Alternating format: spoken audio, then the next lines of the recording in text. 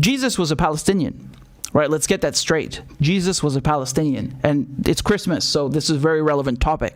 You know, that's something they try to erase, of course. They try to paint Jesus as some white man, you know, blonde hair, blue eyes, and, you know, it's not real. It's a perversion. It's some kind of distortion of who he was. I mean, this is something that goes back centuries, of course, right? It's not nothing new, but it's so funny in a way, because even in the Middle East, you can go to Syria and you'll see like pictures of Jesus, but it's like the Europeanized, the westernized version of Jesus, but it's in Syria, right? Like, it's become so normal. You see it everywhere. It's incredible in a way, really, and not through any ill intent, of course. It's just you know how you'll find a lot of the posters and paintings and replicas and so on. They're just made that way now. It's, you know, it's just commercialized in that way. Jesus is just like a white person now, essentially, and it's really funny in a way how it's even in the Middle East like that now because of the Western influence.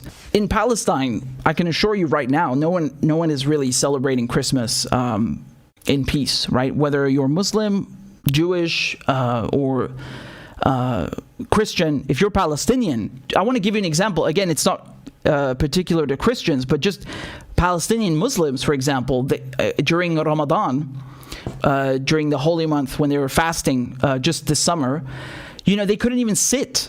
They couldn't even sit at Damascus Gate.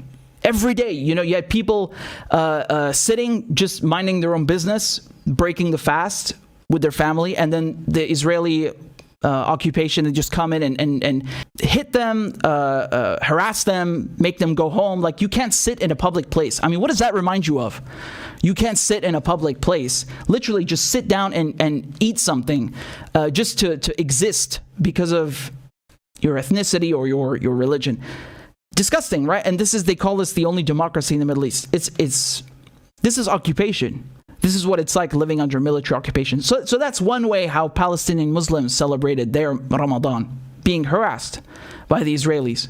And for Christians, I mean, I suspect it's no different. You know, you have a lot of these nut jobs, evangelical Christians like Mike Pompeo and Mike Pence. I mean, I don't know what fucking planet these people come from, but you know, they call themselves Christian Zionists or whatever. There's nothing Christian about being a Zionist. You know, the way Palestinians are treated by the Israelis. There's nothing Christian about that. So this is all just some bullshit label they hide behind, you know?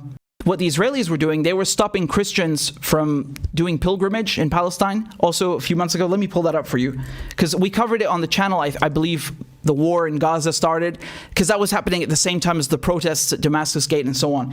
And this is, as I told you, from this May, the period that I was just referring to. The Israelis were putting up checkpoints and, allegedly using COVID to stop Christians.